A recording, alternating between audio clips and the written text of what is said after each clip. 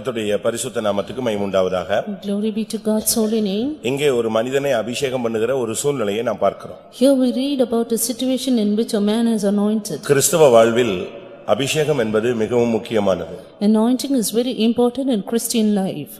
அபிஷேகம் இல்லாமல் கிறிஸ்தவ வாழ்க்கை நிறைவை சந்திக்காது. Without anointing, Christian life cannot reach its fullness. ஆனால் அதே நேரத்தில் அபிஷேகம் பெற்றால் மட்டும் போதாது. At the same time, anointing is not just enough. அந்த அபிஷேகத்தின் மூலமாய் ஒரு பூரணத்தை நாம் பெற்றுக்கொள்ள வேண்டியதும் நம்முடைய கடமை. It is our duty to attain perfection through that anointing. அபிஷேகத்தினுடைய வேலையை நாம் செயல்படுத்த வேண்டும். We need to function the work of anointing. ஒவ்வொருவரையும் தேவன் ஒரு நோக்கத்தோடு அபிஷேகிக்கிறார். As God has anointed every one of us with a purpose. பழைய ஏற்பாட்டிலும் சரி புதிய ஏற்பாட்டிலும் சரி. Both in the Old and the New Testament. ரெண்டு பகுதியிலும் நாம் பார்க்கும் பொழுது அபிஷேகத்தை கர்த்தர் ஒரு மனிதனுக்கு கொடுக்கிறார் என்று சொன்னால், ஒரு சகோதரனுக்கோ சகோதரிக்கோ கொடுக்கிறார் என்று சொன்னால் அதிலே தேவனுக்கு ஒரு நோக்கம் இருக்கிறது. In these both parts we see when God is anointing a man, then there is a purpose in it.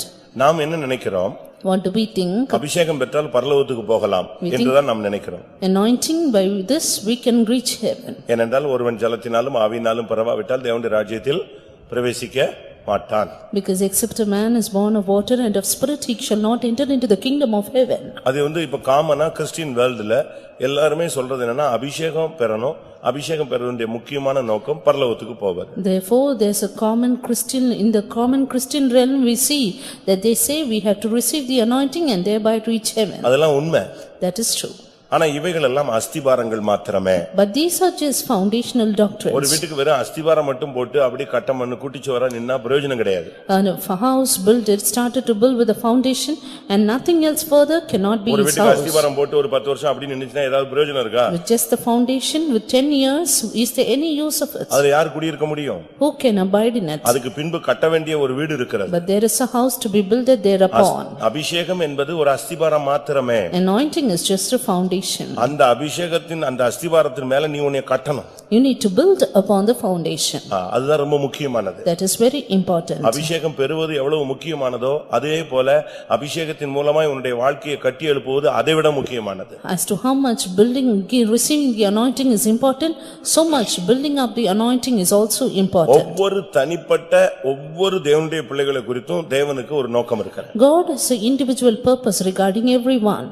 அதை நீங்க விளங்கிக் கொள்ள வேண்டியது அவசியம். We need to understand it. இயேசு கிறிஸ்து தன்னை குறித்து பேசும் பொழுது, when Jesus spoke about us, என்னை குறித்து புத்தக சுருளில் என்ன எழுதி இருக்கிறதோ அதன்படியே நான் போகிறேன். He said, lo, I come as it is written in the volume of book. அப்போஸ்தலர் நடபடிகள் 9ஆம் அதிகாரத்துல பவுல் தன்னை பற்றி பேசும் பொழுது, Acts 9, St. Paul speaks about himself. அவனுக்கு கிடைத்த அந்த தரிசனத்தை அங்கே ஆவியானவர் சுட்டிக்காட்டுகிறார். Here the Spirit of God points out his vision. அவனை நான் எதற்காக தெரிந்தெடுத்தேன்? For what I did choose him. அவனுடைய எவ்வளவாய் பாடுபட வேண்டும்? As to how much he should suffer for my name's sake. அப்போஸ்தலர் 9, 15, 16 இந்த வார்த்தை சொல்லப்பட்டிருக்கிறது. Acts 19, 15 and 16, 9, 15 and 16 we see. அவனுக்கு 3 விதமான ஊழியங்கள் கொடுக்கப்பட்டிருந்தது. 3 kinds of ministries given to him. ஒன்று புறஜாதிகளுக்கு, 1 Gentiles, இரண்டாவது ராஜாக்களுக்கு, nextly to the kings, மூன்றாவது இஸ்ரவேல் புத்திரருக்கு, nextly to the children of Israel. இப்படி 3 பேருக்கு அவன் ஊழியம் செய்ய வேண்டும், ஊழியக்காரனாய் காணப்பட வேண்டும், சுவிசேஷம் சொல்ல வேண்டும். He had to minister, be a minister and to administer the gospel to these 3 groups. ஒரு 3 பேருக்கும் சுவிசேஷம் சொல்லிட்டா மட்டும் போதாது. Not just declaring the gospel to these 3. அப்படி அந்த ஊழியத்தை நிறைவேற்றும் பொழுது அதில வர்ற பாடுகளை அவன் சகிக்க வேண்டும். Even as he fulfills the ministry, he has to endure the sufferings because of அவன் it. எவ்வளவாய் பாடுபட வேண்டும் என்பதையும் நான் காண்பிப்பேன். I will show him how much he must suffer for my name's sake. ஏனென்றால் சுவிசேஷம் சொன்னா மட்டும் ஒருத்தன் பூரணத்தை சந்திக்க முடியாது. பாடுகள் தான் ஒரு மனிதனை பூரணத்துக்கு கொண்டு போகும். Why? Because just preaching the gospel cannot perfect a man, but its sufferings will perfect him. இன்னைக்கு நம்ம சுவிசேஷம் சொல்ற ஊழியத்தை முக்கியப்படுத்தலாம். Today we give importance to preaching the gospel. ஆனா அது மட்டும் போதாது. But that's not enough. பவுலை குறித்து அபிஷேகம் பண்ணும் பொழுது கர்த்தர் அதுக்கு முன்னால அவனோடு இடைப்படுகிற 2 காரியங்களை நீங்கள் இப்ப விளங்கிக் கொள்ளலாம். You should understand 2 things which the Lord dealt with St. Paul even before he was anointed. அப்போஸ்தலர் 9, 15, 16 ஒரு விசை வாசிக்கலாமே. Acts 9, 15 and 16. அதற்கு கர்த்தர், நீ போ, அவன் புறஜாதிகளுக்கும் ராஜாக்களுக்கும் இஸ்ரவேல் புத்திரருக்கும் என்னுடைய நாமத்தை அறிவிக்கிறதற்காக நான் தெரிந்து கொண்ட பாத்திரமாயிருக்கிறான். அவன் என்னுடைய நாமத்தின் நிமித்தம் எவ்வளவாய் பாடுபட வேண்டும் என்பதை நான் அவனுக்கு காண்பிப்பேன் என்றார். But the Lord said unto him, Go thy way, for he is a chosen vessel unto me to bear my name before the Gentiles and kings and the children of Israel, for I will show him how great things he must suffer for my name's sake. முதல் வசனம் சொல்லுகிறது அவனுடைய ஊழியம். The first verse says about his ministry. இரண்டாவது அவனுடைய ஜீவியத்தில் அவன் பாடுபட வேண்டும். The second about the sufferings in his life. எபிரேயர் சொல்லுகிறது பட்ட பாடுகளினாலே அவர் பூரணத்தை பட்ட பாடுகளினாலே கீழ்ப்படிதலை கற்றுக்கொண்டு அவர் பூரணரானார் என்று எபிரேயர் 5ஆம் அதிகாரம் சொல்லுகிறது. In Hebrews 5 it is said that he was perfected through the sufferings he suffered. ஒரு தேவனுடைய பிள்ளை பாடுகள் வழியாகத்தான் பூரணத்தை பெற்றுக்கொள்ள முடியும். Yes, a child of God can attain perfection only through sufferings. 5, 8, 9 இதிலே நாம் பார்க்க முடியும். We see this in Hebrews 5, 8 and 9. அப்ப இதிலிருந்து என்ன விளங்கிக் கொள்றோம்? What do we read from this? சுவிசேஷம் சொல்ல வேண்டும், அதே நேரத்தில் கிறிஸ்துவுக்காக பாடுபட்டால் தான் பூரணத்தை அடைய முடியும். One declare the gospel, the other is suffer through the gospel, only then we can attain perfection. இங்கே யெகூவை குறித்து நாம் பார்க்கும் பொழுது Here we see about Jehu. அவனை குறித்து தேவனுக்கு ஒரு திட்டம் இருந்தது. God had a plan regarding him. அவனை குறித்து தேவனுடைய திட்டம் என்ன? What was the plan of God regarding him? அவனுக்கு ஒரு அபிஷேகம் கொடுக்கணும். An anointing would be given. இந்த அபிஷேகத்தில் அவன் ராஜாவா மாறுறான். By this anointing he became king. அதோடு போதாது. Not just that. இப்ப நம்ம என்ன நினைக்கிறோம்? What do we think now? ஒரு மனுஷனுக்கு ஒரு அபிஷேகத்தை கொடுக்கறாரு, அவன் பரலோகத்துக்கு போணும். அப்படிதான் நம்ம ரொம்ப சிம்பிளா அதை எடுத்துக்கிறோம். The Lord anoints a person and then he reaches heaven. ஒருத்தனை அபிஷேகம் பண்ணி ராஜாவா மாத்திட்டா போதாது, அவன் ராஜாவா வாழணும்.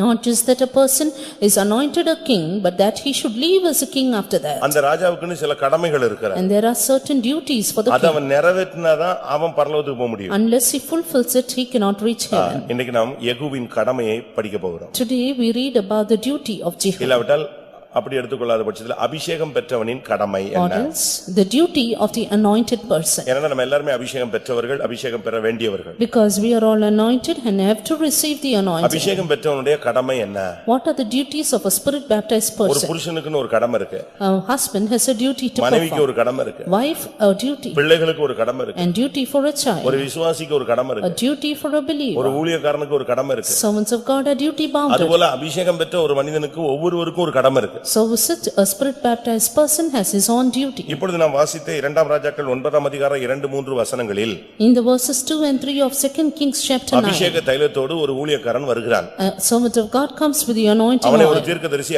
அபிஷேக தைல குப்பியை கொடுத்து அனுப்புகிறான். As a prophet he was sent with a box of oil. அவன் அதை எடுத்துக்கொண்டு ஓடி வருகிறான். He took that and came running. இவனை இருந்த இடத்திலிருந்து அழைத்து வெளியே கொண்டு வருகிறான். And now called Jehu from his place. அப்பொழுது அவனுடைய ஸ்தானம் சேனாபதியின் ஸ்தானம். During that time he was just a man of the host, அவன் ஒரு சேனாபதி, a captain of the host. ஆனால் இப்பொழுது அவனை அழைத்து But now he was invited. அபிஷேகத்தை தலையில ஊத்தின அடுத்த செகண்ட் இவன் ராஜா என்று அழைக்கப்படுகிறான். The very next moment he was pointed out with the oil, he was called the king. நீங்கள் ஒரு சாதாரண விசுவாசிகள் என்று அழைக்கப்படக்கூடாது. You should not be called an ordinary believer. இல்லவிட்டால் நீங்கள் ஒரு சாதாரண ஊழியர்கள் என்ற தன்மையில இருந்து விடக்கூடாது. Neither should you remain the position of an ordinary servant of God. அபிஷேகத்தினாலே நாம் ராஜாக்களாய் மாற வேண்டும். By anointing we should turn to be kings. எப்போ ராஜாவா மாறுறோம்? When do we become a king? நம்முடைய பாவங்கள் கழுவப்பட்டால் ஒழிய நமக்கு ராஜாங்கிற தன்மை கிடைக்காது. We cannot be getting the position of a king unless we are washed from our sins. வெளிப்படுத்தல் 1:6 நாம் பார்க்கும் பொழுது, As we read in Revelation 1:5 and 6. நம்மிடத்தில் அன்பு கூர்ந்து தமது இரத்தத்தினாலே நம்முடைய பாவங்களற நம்மை கழுவி தம்முடைய பிதாவாகிய தேவனுக்கு முன்பாக நம்மை ராஜாக்களும் ஆசாரியர்களுமாக்கின அவருக்கு மகிமையும் வல்லமையும் என்றென்றைக்கும் உண்டாயிருப்பதாக. இரத்தத்தினாலே நம்மை கழுவினால்தான் நமக்கு ராஜாங்கிற ஒரு ஸ்தானம் கிடைக்கும். Only if we are washed by the blood, then we will get the position of a king. பழைய ஏற்பாட்டில் அபிஷேகத்தினால் ராஜாக்களாக மாற்றப்பட்டார்கள்.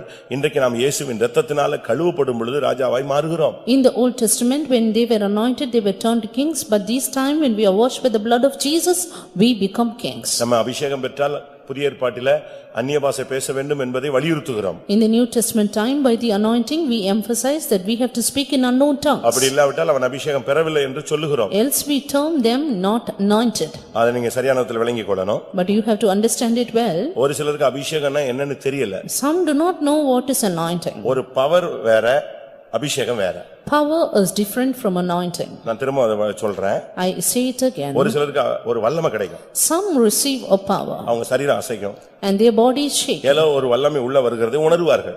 They feel a power is getting inside. இயற்கைக்கு அப்பாற்பட்ட ஒரு சக்தி நம்மை ஆட்கொள்வதை நாம் அந்த தன்மையில உணரலாம். And we can feel the supernatural control taking control of our body. ஆனா அது மட்டும் அபிஷேகம் நம்ம எடுத்துற முடியாது. We should not count it as an anointing. ஒரு குழந்தை பிறந்துட்டா போதாது. Not just a child is born. அதுக்கு பேசும் தன்மை வேண்டும். It should need to speak. ஒரு டைம் வரும்போது அது பேசும் தன்மையை பெற்றுக்கொள்ள வேண்டும். இல்லாவிட்டா அந்த பிள்ளைக்கு பேர் என்னது? It should speak at a particular time or else it is dumb. அதுபோல அபிஷேகம் வேற வல்லமை வேற. So is it. Anointing is different from power. நான் அதை உங்களுக்கு வித்தியாசப்படுத்தி சொல்ல வேண்டுமானால் If I should differentiate it. அப்போஸ்தலர் நடபடிகளை நான் பார்க்கும் பொழுது Acts of the Apostles. இயேசுவை குறித்து பைபிள் என்ன சொல்லுகிறது? What is it said about our Jesus? அப்போஸ்தலர் 10:38. Acts 10:38. நசரேயனாகிய இயேசுவை தேவன் பரிசுத்த ஆவியினாலும் வல்லமையினாலும் அபிஷேகம் பண்ணினார். பரிசுத்த ஆவியினாலும் அடுத்து என்னது?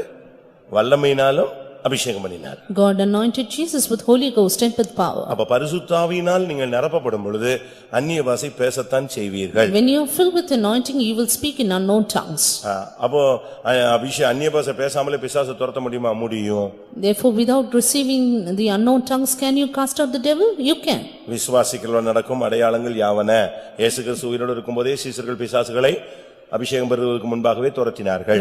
Right, when Jesus was alive, even before receiving the anointing, the disciples cast out the devil, and these are the signs that follow them that believe. நான் இப்ப அந்த சப்ஜெக்ட்ல போக விரும்பல. I am not going into that. அபிஷேகம் யெகூவுக்கு கொடுக்கப்பட்டதின் நோக்கத்தை நான் உங்களுக்கு பேசுறேன். But I want to speak the purpose for which Jehu was anointed. பவுலுக்கு அபிஷேகம் கொடுக்கப்பட்டதுக்கு ஒரு நோக்கம் இருந்தது. And there was a purpose for which Paul was anointed. அதுபோல இயேசுவுக்கு அபிஷேகம் பண்ணப்பட்டதுக்கு ஒரு நோக்கம் இருந்தது. The purpose for which Jesus was anointed. ஏசாயா தீர்க்கதரிசன புத்தகத்தை நான் பார்க்கும் பொழுது When we go into Isaiah the prophet's book, 61ஆம் அதிகாரத்துல chapter 61, முதல் 3 வசனங்கள்ல இயேசுவுக்கு அபிஷேகம் கொடுக்கப்பட்டதுக்கு நோக்கம் சொல்லப்பட்டிருக்கிறது. the first 3 verses says about the purpose for which Jesus was anointed. எதுக்காக என்னை அபிஷேகம் பண்ணார்னு அங்க சொல்லுகிறார் தீர்க்கதரிசனமாக. And here as a prophetical word he said, Spirit of God anointed me. அப்ப இதுல இருந்து என்ன விளங்கிக் கொள்கிறோம்? What do we understand from ஒவ்வொரு this? அபிஷேகம் பெற்றவனை குறித்தும் தேவனுக்கு ஒரு நோக்கம் உண்டு. God has a purpose over every spirit baptized person. சவுலை அபிஷேகம் பண்ணிவிட்டு After having anointed Saul, Samuel அவனுக்கு தேவனுடைய வார்த்தையை நான் சொல்லுகிறேன் என்று சொன்னான். Samuel said, I tell you the word of God. கர்த்தர் உன்னை அபிஷேகம் பண்ணினார் அல்லவா? Has not the Lord anointed you? அந்த கர்த்தருடைய வார்த்தையை இப்பொழுது கேள். And now hear the Lord's word. 1 Samuel 15:1-2. 1 Samuel 15:1-2. உன்னை ராஜாவாக அபிஷேகம் பண்ணதுக்கு கர்த்தர் என்னை அனுப்பினாரே. The Lord has sent me to anoint thee for king. இப்பொழுது கர்த்தருடைய வார்த்தையை கேள். And now hearken unto the voice of the Lord. அமலேக்கை நீ முற்றிலுமாய் அழித்துவிட கடவாய். You should utterly destroy Amalek. இதுதான் ஆண்டவருடைய திட்டம் சவுல் மேலே இருந்தது. This was God's plan over Saul. ராஜாவாகிய அந்த ஸ்தானம் அவனுக்கு கொடுக்கப்பட்டதுக்கு நோக்கம் நல்லா புசிச்சு குடிச்சு அழகா பெண்களை அனுபவிச்சுக்கிட்டு உலகத்துல இருந்துக்கிறதுக்காக அல்ல. He was not anointed as a king just to enjoy the world and enjoy his wives and just go away. அதுக்கு தான் அபிஷேகம் நினைச்சிட கூடாது. ராஜாவா வேற ஆளே கிடைக்காம நம்மள வச்சிருக்காருன்னு நினைச்சிட கூடாது. Don't think God has anointed us because he has not got any other person. அவன் அழகா சொல்றான், அவனை ராஜாவாக அபிஷேகம் பண்ணதுக்கு என்ன அனுப்புனார் இல்லையா, அதனுடைய நோக்கத்தை உனக்கு சொல்றேன் அப்படிங்கறான். He says God has anointed you as king and I will tell you the purpose of it. உனக்கு வேலை கொடுத்துருவாரு, மனைவி கொடுத்துருவாரு, புருஷன் கொடுத்துருவாரு, நல்ல சம்பளம் கொடுத்துருவாரு, வசதி வாய்ப்புகள் கொடுத்துருவாரு. இதெல்லாம் கொடுத்த உடனே கிறிஸ்தவத்துக்குள்ள வந்த உடனே இதெல்லாம் நமக்கு கிடைச்சிருச்சு, இதுதான் தேவனுடைய திட்டம் நினைக்க கூடாது. இது கொடுத்ததுக்கு ஒரு தேவனுடைய திட்டம் ஒன்னு இருக்கு. When you have been anointed, when you come into Christianity, the Lord will give you everything, every pleasures and every other conveyances you need. But don't just think it is the purpose, but there is a purpose. அது என்ன? What is that? Saul குறித்து ஒரு நோக்கம் இருந்தது, அமலேக்கை அழிக்க வேண்டும். The purpose of anointing Saul to destroy Amalek. இயேசு குறித்து ஒரு நோக்கம் இருந்தது, சுவிசேஷத்தை அறிவிக்க வேண்டும், கட்டுகளை அவிழ்க்க வேண்டும். Purpose of Jesus being anointed, declare the gospel and to release the Pavul குறித்து ஒரு bindings. நோக்கம் இருந்தது, சுவிசேஷம் அறிவிக்கணும், ஆண்டவருக்காக பாடுபட வேண்டும். Purpose regarding Paul to declare the gospel and to live for the Lord. யெகூவினுடைய அபிஷேகத்தின் தன்மை என்ன? But what was the anointing of Jehu? 2 ராஜாக்கள் 9ஆம் அதிகாரம் When you see 2 Kings chapter 9, 7, 8, 9 வசனங்களை பார்க்கும் பொழுது verses 7, 8 and 9. அங்கே கர்த்தர் தன்னுடைய திட்டத்தை சொல்லுகிறார். Here the Lord says his plan. ஒன்று, என் தீர்க்கதரிசிகளுடைய இரத்தப்பழியை நான் கேட்க வேண்டும். One, I should ask for the blood of my servants. இரண்டாவது, என்னுடைய ஊழியக்காரருடைய இரத்தப்பழியை நான் வாங்க விரும்புகிறேன். Then I want to avenge for the blood of all the servants of the Lord. அது எப்படி செய்ய வேண்டும்? How should I do it? ஆகாபின் குடும்பத்தை அழிப்பதின் மூலமாக அதை செய்ய வேண்டும். I can fulfill it when the house of Ahab is perished. இதுதான் யெகூவின் அபிஷேகத்தினுடைய கடமை. This is the duty of Jehu's anointing. ஆண்டவர் சொல்றாரு, என் ஊழியக்காரரும் என்னுடைய தீர்க்கதரிசிகள் இவர்களுடைய இரத்தப்பழியை ஆகாபின் குடும்பத்துல நான் வாங்க விரும்புகிறேன். The Lord says, I want to avenge the blood of my prophets, the servants of God, upon the house of Ahab. அப்ப இதிலிருந்து என்ன விளங்கிக் கொள்றோம்? From this what do we understand? கர்த்தர் அபிஷேகத்தை ஒரு நோக்கத்தோடு தான் நமக்கு கொடுக்கிறார். The Lord gives the anointing with a purpose. அது என்ன? What is that? ஆகாபை அழிப்பது. To destroy Ahab. ஆகாபின் குடும்பத்தை அழிப்பது. To destroy the house of Ahab. ஆகாபின் சந்ததியை அழிப்பது. To destroy the descendants of Ahab. இதுதான் தேவனுடைய திட்டம். This is the purpose of God. அபிஷேகம் பண்ணப்பட்ட ஒவ்வொருவனும் சில காரியங்களை அழிக்க வேண்டியிருக்கிறது. Every anointed children of God have to destroy certain இத things. புதிய ஏற்பாட்டில மொத்தமா சொல்லும் பொழுது Altogether in the New Testament. ரோமர் 8ஆம் அதிகாரத்துல பவுல் பேசுகிறார். Saint Paul says in Romans 8, 13ஆம் வசனத்துல, verse 13, ஆவியினாலே சரீரத்தின் செய்கைகளை அழித்தால் பிழைப்பீர்கள். if he by the Spirit do mortify the deeds of the flesh, he shall இந்த live. ஆகாப் என்று சொன்னால் ஒரு மாம்சத்தின் சக்தி, Ahab means a power of flesh இல்லாவிட்டால் சரீரம். or the body. இந்த மாம்சத்தின் சக்திகளை இல்லாவிட்டால் இந்த சரீரத்தின் செய்கைகளை நீங்கள் அழிக்க வேண்டும். அதுக்கு தான் அபிஷேகம். You need to mortify the deeds of the flesh or of the body, and that is for that we are anointed. அதைத்தான் ரோமர் 8:13ல சொல்லப்பட்டிருக்கிறது. That is what said in Romans 8:13. அபிஷேகம் பெற்றா உன் சரீரத்தை உன்னால உனக்கு கட்டுப்படுத்த முடிய வேண்டும். Once you are anointed, you can control your body and you should be able to. நீ அபிஷேகத்துல நிறைஞ்சு அந்நிய பாஷை பேசினா மட்டும் போதாது. Not just receiving the anointing and speaking in unknown tongues. இல்ல பிசாசுகளை துரத்தினாலோ பிரசங்கம் பண்ணினாலோ ஏதாவது கர்த்தருக்காக ஏதாவது செய்து விட்டாலோ போதாது. Not just casting out the devils, preaching the gospel and doing something for the Lord. உன்னை நீயே ஜெயிக்க வேண்டும். But you need to overcome yourself. உன்னையே உன்னால கண்ட்ரோல் பண்ண வேண்டும். You need to control yourself. நீங்க மத்தவங்களை கண்ட்ரோல் பண்றதுக்கு ரொம்ப இன்ட்ரஸ்டா இருப்பீங்க. You are very interested in controlling others. உன்னையே கண்ட்ரோல் பண்ணணும். But control yourself. உன் சரீரத்துக்கு நீ ஒரு கடிவாளத்தை போடணும். You need to bride your body. இதை குறித்து யாக்கோபு 3ஆம் அதிகாரத்துல பார்க்கும் பொழுது, About this we see in James chapter ஒரு 3. தேவனுடைய பிள்ளை பூரணனாக மாற வேண்டுமானால் If a child of God should be than perfected. சரீரத்தை அடக்கிக் கொள்ள வேண்டும் என்று 2ஆம் வசனம் சொல்லுகிறது. Chapter 3 verse 2 says you have to control your body. ஒருவன் சொல் தவறாதவனானால் அவன் பூரண புருஷனும் தன் சரீரம் முழுவதையும் கடிவாளத்தினால் அடக்கிக் கொள்ளக்கூடியவனுமாய் இருக்கிறான். If a man is not offended in word, he is a perfect man and able to bridle the whole body. உனக்குள்ளே ஒரு கடிவாளம் இருக்கணும். You need to have a bridle in yourself. பேச்சு வரும், நிப்பாட்டணும். You have to control your speech. பரியாசம் வரும், அத கடிவாளம் அடிக்கணும். Control your mockery. உனக்குள்ளே ஒரு பிரேக் இருக்கணும். There should be a break within you. கோபம் வரும். Your short-temperedness. அந்த கோபத்தை கண்ட்ரோல் பண்ணணும். You need to control it. இச்சை வரும். Lust will come. அதை அடக்கணும். You need to subject it. இப்படி பல காரியங்களை நமக்குள்ள அபிஷேகத்தின் மூலமா நாம் பயிற்சி வைக்கணும். Through the anointing we need to exercise various controls. முனிவர்கள் என்ன செஞ்சாங்க, சித்தர்கள் என்ன பண்ணாங்க? What did the hermits do? அவங்க முள்ளுல போய் படுத்துக்குவாங்க. They would lie down in thorns. இல்ல ஆணிகள்ல போய் படுத்துக்குவாங்க. Or lie down upon the இல்ல nails. மரத்துல தலைகீழ தொங்குவாங்க. Or they will hang upside in the than tree. எண்ணங்களை கட்டுப்படுத்த, உணர்வுகளை கட்டுப்படுத்த. Just to control their feelings and thoughts. ஆனா பரிசுத்த ஆவியில புதிய கிறிஸ்தவத்துல அந்த மார்க்கம் கிடையாது. But that is not the way of Christianity. இதனுடைய தன்மை என்ன?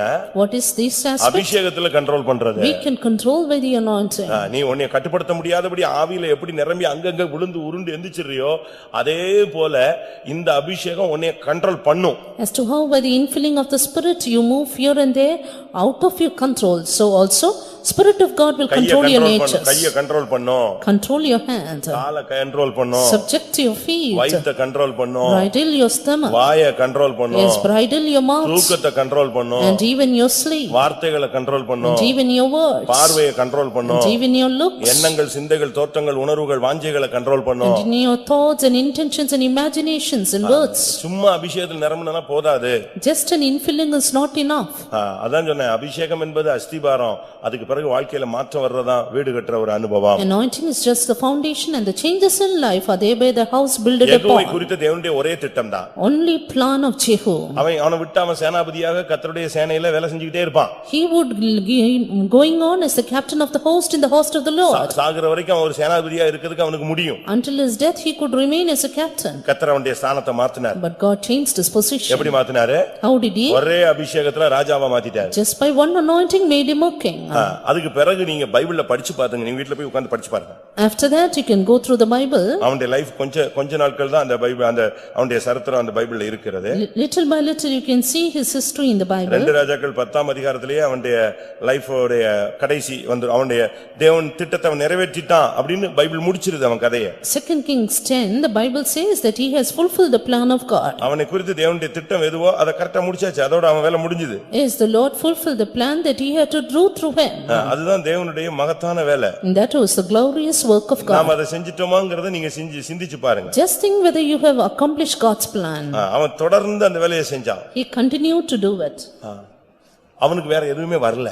He did not have any other வேற thought. எந்த சிந்தையும் வரல. Any other thoughts of நீங்க it. பைபிள்ல படிச்சு பாருங்க. Read in the Bible. அபிஷேகம் கிடைச்ச உடனே ரதத்துல ஏறுவாங்க. Soon after the anointing he got on the chariot. அந்த வேலையை முடிச்ச பிறகு தான் ரதத்தை விட்டு இறங்குவான். After finishing that work he got down. அவன் மைண்ட் முழுவதும் கர்த்தருடைய வேலையை செய்யணும், கர்த்தருடைய சித்தத்தை நிறைவேற்றணும். இதுதான் அவன் மைண்ட்ல ஓடிச்சே தவிர குடும்பம், சாப்பாடு இப்படிலாம் அவன் சிந்திக்கவே இல்ல. His mind was all to fulfill God's plan and he did not think about his family and food and etc. அவனுடைய திட்டத்தை மட்டும் தான் தேவனுடைய திட்டத்தை மட்டும் தான் அவன் நிறைவேற்றான். He only fulfilled God's plan. அப்படினால் அபிஷேகம் பெற்றவருடைய ஒரே திட்டம் ஆகாபை அழிப்பது. Therefore the only plan for which we are anointed is to destroy பாகாலின் Ahab. ஜனங்களை அழிப்பது. To destroy the people of Baal. இதுதான் அவனுடைய தேவனுடைய திட்டம்.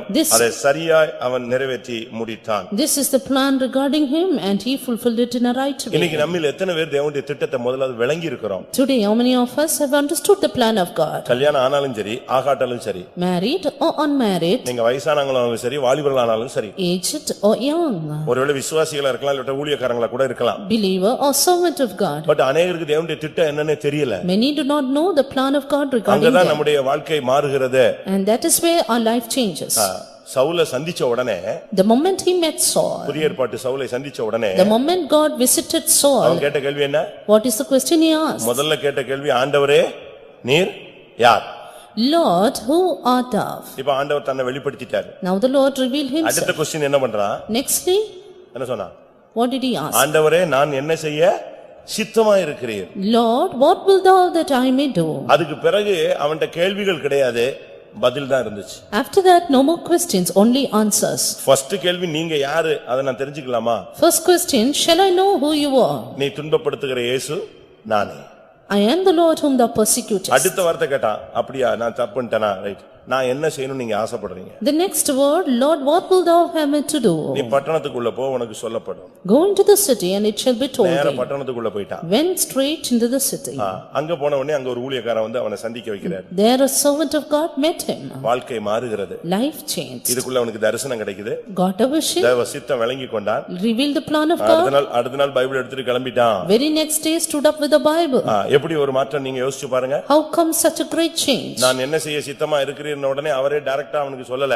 நீ போ ஊழியக்காரன்ட போ, பட்டணத்துக்குள்ள போ, சபைக்குள்ள போ, அங்க தேவ சித்தம் உனக்கு சொல்லப்படும். When he said, what will thou have me to do? He did not speak to him directly, but he said, go into the city, go to the servants of God. இங்கேயும் பாருங்க ஒரு ஊழியக்காரன் தான் ஓடி வரான். And here it is a servant of God, he இவன் led him தலையில ஒரு அபிஷேகத்தை கொடுக்கறான். and gave him the anointing on his head. அவன்கிட்ட ஒரு 3 வசனத்துல அவனை குறித்த திட்டத்தை அழகா சொல்லிட்டு ஓடிவிட்டான். And within 3 years God fulfilled 3 words. Within 3 words the Lord said about his plan. 3 வசனம் 7ஆம் வசனத்துல இருந்து 10ஆம் வசனத்துக்குள்ள சாப்டர் க்ளோஸ் பண்ணிட்டு கிளம்பி போயிட்டான். Just verses 7 to 10 his chapter was closed. அது என்ன தேவனுடைய திட்டம்? What is that plan of God? 1 நீ ஆகாபை அழிப்பது, 2வது பாகாலின் வல்லமைகளை அழிப்பது. 1 to destroy Ahab, 2 to destroy the powers of Baal. அதனுடைய சரியான அர்த்தம் என்ன? What is the right meaning? 1 உன் சரீரத்தை கண்ட்ரோல் பண்ணி பாவத்தை அழிப்பது, 2வது பிசாசை அழிப்பது. 1 to subject your body and destroy sin, 2 to destroy devil. இதுதான் ஒவ்வொரு அபிஷேகம் பெற்றவன் மேல இருந்த கடமை. This is the duty falling upon every anointed person. அதுக்கு தான் கர்த்தர் அவனை சேனாபதியில இருந்து ராஜாவா மாத்தினார். It is for that the Lord converted him from captain to a king. அது நிறைவேற்றினானா? Only when he fulfilled? அதான் கேள்வி. That is the question. Bible சொல்லுகிறது அவன் செய்து முடித்தான். The Bible said he finished. ஆனா சவுல் அந்த வேலையை செய்து முடிக்கல. But Saul did not. அவன் சொல்லிட்டான் நான் நிறைவேற்றினேன் அப்படிலாம் சாமுவேல்ட்ட சொல்லி பார்த்தான். நீங்க சொன்னதெல்லாம் நான் செஞ்சிட்டேன் அப்படி இப்படின்னு எல்லமோ சொல்லி பார்த்தான். Old Testament Saul tried to convince Samuel that he finished everything. நான் செஞ்சிட்டேன்னு சொன்னான்.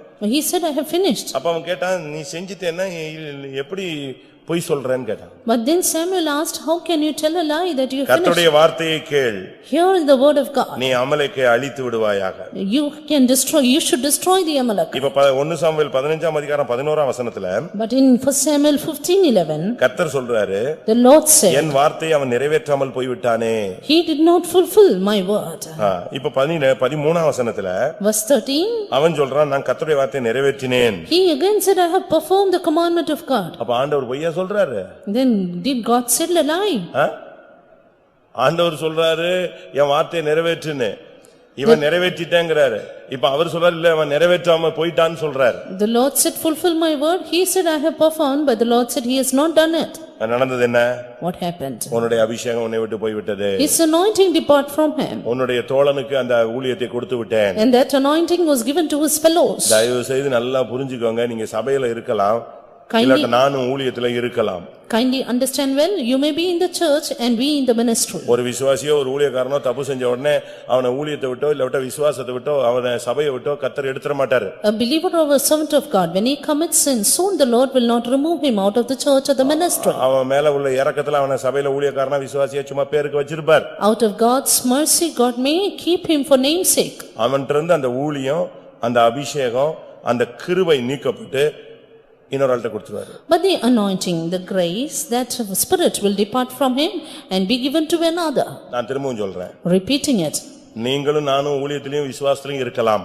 You and me may remain in the church in the house of God. என்னை அபிஷேகம் பண்ணதனுடைய நோக்கத்தை நான் நிறைவேற்றாம போய்கிட்டே இருந்தேன்னா, But if I continue not fulfilling the purpose for which I am anointed, அவர் சீயோனை கட்டி மகிமையில வெளிப்படணும். he should fulfill Zion and appear in his நான் அதுக்கு glory. ஒத்து வரல, And if I am not இல்ல compromising நீங்க with அதுக்கு that, ஒத்து வரலன்னா if I not get along with உடனே that, தூக்கி குப்பையில போட மாட்டாரு. then the Lord will not cast us into the dustbin. உன்னுடைய அன்பின் பிரயாசத்தை மறந்துவிட அவர் அநீதி உள்ளவர் அல்ல. ஒரு காலத்துல நீ பட்டது பாடுபட்டது வந்தது போனதுக்காக உன்னைய சபையில ஊழியத்துல விசுவாச வீட்டுல விசுவாசியா வச்சிருப்பார். He is not unrighteous to forget your labor of love, therefore he will keep you in the church in the faith home. ஆனா உனக்குன்னு இருக்கிற அந்த தேவனுடைய ராஜ்யம் உன்னிடத்துல இருந்து எடுக்கப்பட்டு அந்த அழைப்பு இல்லாவிட்டால் அந்த கிருபை மாறாததெல்லாம் நம்ம சொல்றோம். அதுக்கு தான் உன்னை பேருக்கு வச்சிருக்காரு. ஆனா அந்த திட்டத்தை நிறைவேற்றுறதுக்கு இன்னொரு ஆளை சூஸ் பண்ணிடுவாரு. But the kingdom of God that is within you, the grace and the calling is unchanging, but still that plan for which you are called will be given to another. இன்னும் அழுத்தமா சொல்றேன்.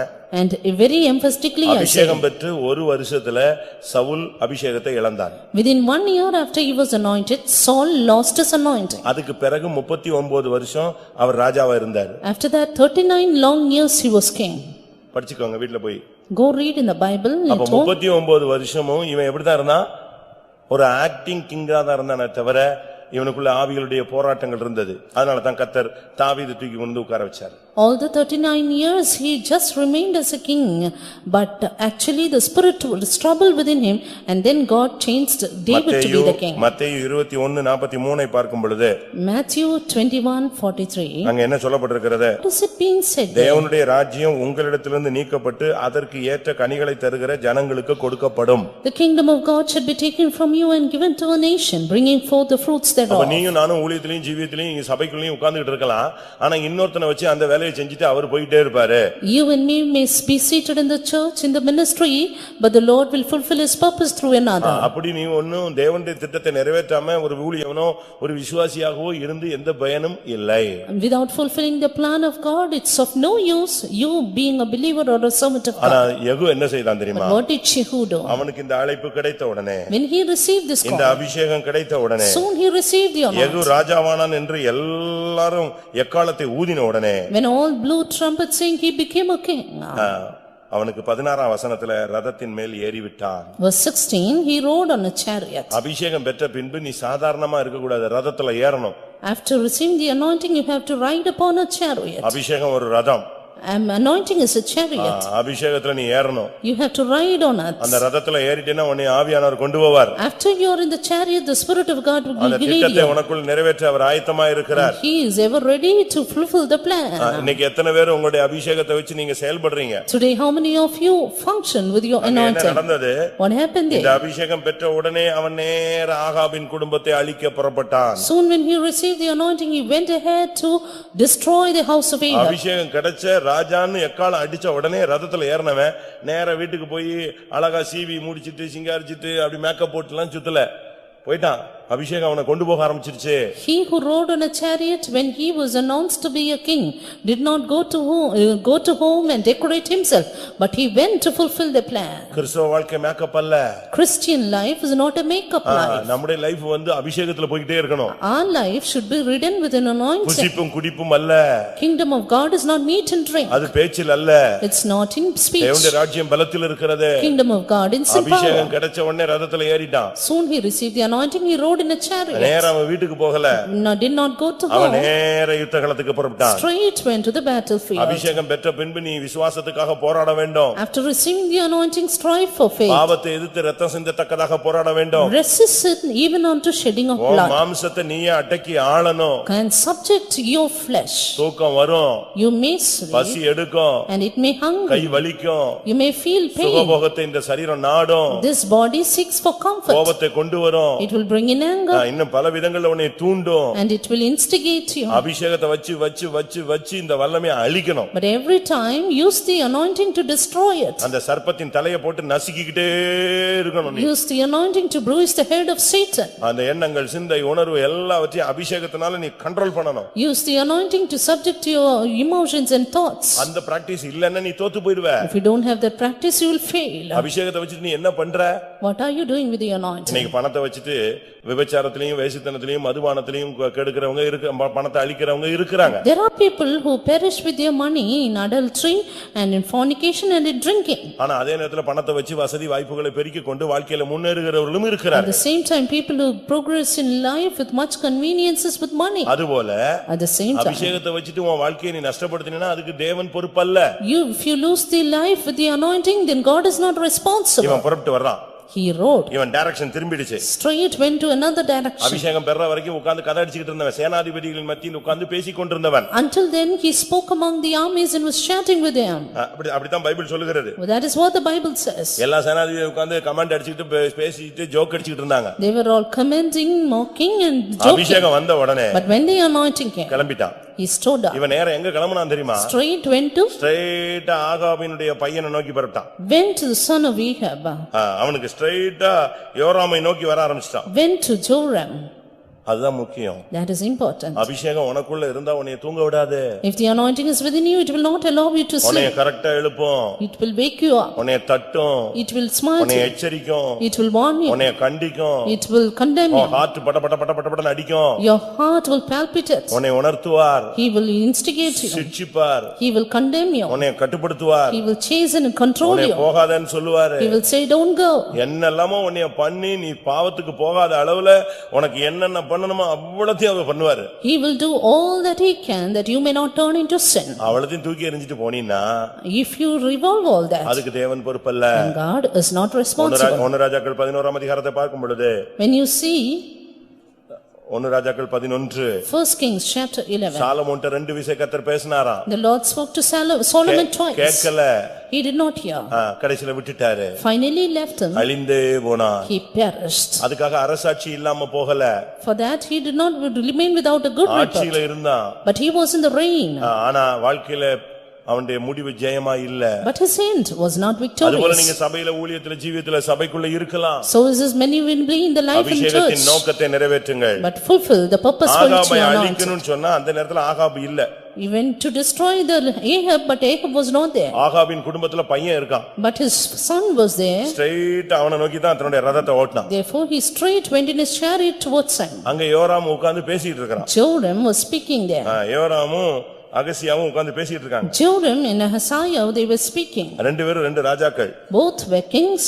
இவனுடைய நோக்கம் முழுசும் யோராம். But his aim was all of Joram. அதை நோக்கியே போயிட்டு இருந்தான். He straight went towards that. இவன் வர்ற வேகத்தை பார்த்துட்டு அவன் ஜாமக்காரன் சொல்றான் யாரோ ஒருத்தன் வேகமா வர்றான் ஒரு பெரிய கூட்டமே வருதுன்னா. When he saw the speed, he said, the watchman said, somebody is coming, a great என்ன group. நடந்துச்சு? What happened then? இவனை நோக்கி ஒருத்தனை அனுப்புனாங்க. He straight walked towards him. அவன் வந்த உடனே கேட்டான் சமாதானமா இவ்வளவு ஸ்பீட்ல வரீங்களே சமாதானமான்னு கேட்டான். And then he asked, you are coming in so much speed, is it peace? அதுக்கு அவன் சொன்ன பதில் என்ன? Then what did Jehu answer? சமாதானத்தை பத்தி நீ என்ன பேசுற? And what are you to speak about peace? தள்ளி போன்னு சொன்னான். Go ahead. அடுத்தவன் வந்தான். The next person came. அவன்டையும் கேட்டான் சமாதானத்தை பத்தி உனக்கு என்ன பேச்சு? Then to him he said, what about peace for you? நல்லா புரிஞ்சுக்கோங்க. Understand well. பாவத்தோடு நீங்க ஒத்து போக கூடாது. You should never compromise with sin. பாவத்தோட பிசாசோட நீங்க காம்ப்ரமைஸ் பண்ணிட்டீங்க தோத்துட்டீங்க. Never get into compromise with sin or the devil, then you will fail. சகோதரனோட நீ காம்ப்ரமைஸ் ஆகணும். You should be reconciled with your புருஷன் மனைவி brethren. மனிதர்களோடு நீ காம்ப்ரமைஸ் You ஆகலாம். should be compromised with your husband, wife and family members. பாவத்தோடும் பிசாசோடும் compromise பண்ணிட்ட முடிஞ்சு போன case. But if you are compromised with the sin and the devil, your chapter is closed. பிசாசோட போய் கை குலுக்கிட்டு நம்ம ரெண்டு பேரும் ஒண்ணுன்னா முடிஞ்சு போச்சு. Shaking your hands with the devil, if you say you and me are one, then chapter is gone. பாவத்தோட கை குலுக்கிட்டேன்னா பிரச்சனை உனக்கு வாழ்க்கை அழிச்சிட்டேன்னு அர்த்தம். If you shake your hands with sin, your life is destroyed. நான் ஒரு ஃபெய்த்தம்ல சின்ன பிரதரா இருந்தேன். I was a little junior brother. அங்க ரெண்டு பையங்க இருப்பாங்க. There was two sons. ஒருத்தன் ஊழியக்காரருக்கு ஹெல்ப் பண்ணுவான். One will help the servants of God. இன்னொரு பையன் car ஓட்டுவான். The other person will drive the car. இவங்க ரெண்டு பேரும் ஃபெய்த்தம்லயே தான் இருப்பாங்க. Both of them will remain in the faith home. ஒரு நாள் ரெண்டு பேரும் பேசிக்கிறான். And one day they both took together.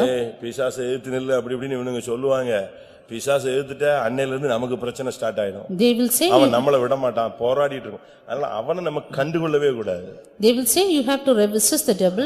Once you resist the devil, our conflict will increase. Therefore, just don't link at that. அவனை disturb பண்ணாம இருந்தா அவன் நம்மள disturb பண்ண மாட்டான். You don't disturb the devil, then he will not நீ disturb us. இயேசுவின் நாமத்துல போனா அவன் நின்னுட்டு இருப்பாங்க. Then if you say in the name of Jesus go, he will stand before you resisting.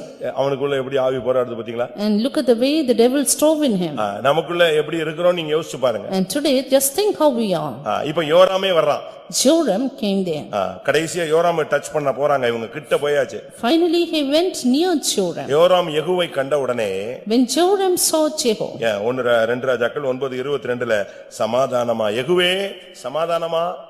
2 Kings 9:22, O Jehu, is it peace? அவன் கேட்டான் எப்படி சமாதானம் வரும்? He said, what peace? வேசித்தனத்தோடும் பில்லிசூனியத்தோடும் நான் எப்படி சமாதானம் பண்ண முடியும்? How can I be at peace with whoredoms and witchcrafts? எவ்வளவு அருமையான ஒரு கேள்வி பாத்தீங்களா? See what a beautiful answer. ரெண்டு பாயிண்ட் சொல்றான். 2 points. எசபேலின் உன் தாயாகிய எசபேலின் வேசித்தனமும் பில்லிசூனியமும் ஏராளமாய் இருக்கும்போது சமாதானம் ஏது? As long as the whoredoms of thy mother Jezebel and her witchcrafts are so many, what peace? அபிஷேகம் பெற்றவன் பில்லிசூனியத்தோடு காம்ப்ரமைஸ் பண்ண முடியாது. An anointed person cannot compromise with witchcrafts. அபிஷேகம் பெற்றவன் வேசித்தனத்தோடு காம்ப்ரமைஸ் பண்ண முடியாது. An anointed person cannot get along with whoredoms. அப்படி பண்ண நீ அபிஷேகம் பெற்றதனுடைய நோக்கத்தை நீ உடைச்சிட்டேன்னு அர்த்தம். If then you have broken the purpose of anointing. தேவன் உனக்கு விரோதமாய் பட்டயத்தை தூக்கிட்டார்னு அர்த்தம். If God, then God will lift up his sword against you. தன்னுடைய பட்டயத்தை கருக்காக்குகிறார் என்று அர்த்தம். That means he is turning his sword sharp. அந்த வார்த்தையை கேட்ட உடனே யோராம் ஓட ஆரம்பிச்சிட்டான். Soon he heard the word, Joram started running. அவன் சொல்றான் அகசியாவை பார்த்து ஐயோ இது பெரிய சதி நம்மள விரட்டுறான் என்று ஓடி ஆரம்பிச்சிட்டான். He said to Ahaziah, there is treachery, O Ahaziah. எப்படி இருக்கும் நீங்க யோசிச்சு பாருங்க. Just think how it will be. பிரியமானவர்களே இந்த நேரத்துல தான் நம்முடைய அபிஷேகத்தை நம்ம பயன்படுத்தணும். Beloved, we have to make use of the anointing at this point. அபிஷேகத்தை எப்படி பயன்படுத்துவது? How to make use of the anointing? நானும் அபிஷேகத்தில் நிரம்பிட்டே தான் இருக்கேன் ஒண்ணும் ஆகலன்னு அநேகர் சொல்றாங்க. Many say we are getting infilled but nothing is done. அபிஷேகத்துல நீ கிருபையை பெறணும். Receive grace through anointing. அபிஷேகத்துல பாவத்தை மேற்கொள்ளக்கூடிய சக்தியை பெறணும். Receive the power to overcome sin through anointing. அபிஷேகத்துல பாவத்தை அடக்கக்கூடிய அபிஷேகத்தை பெறணும். Receiving the power to subject sin. அபிஷேகத்துல பிசாசை கட்டணும். Receive the power to bind the devil. அபிஷேகத்துல பிசாசை அழிக்கணும். Receive the power to destroy the நீ devil. கட்டுகிறது எதுவோ அது என்ன செய்யப்படும்?